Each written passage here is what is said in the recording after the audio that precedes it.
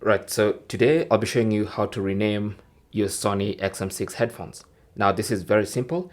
You simply need to go to the Bluetooth settings of your phone, and this works for both Android and iPhone users.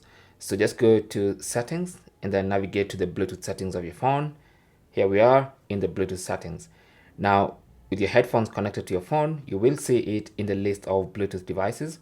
And so you want to tap on this settings icon on the right hand side.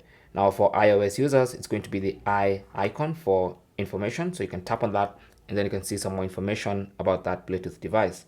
Now, for iPhone users, if you tap on the default name, it's going to allow you to change it. For Android users, for most of us, it's going to be a specific rename button, but it could be different from Android to Android phone, right? But you will see the option to rename. So for me, I'm going to call mine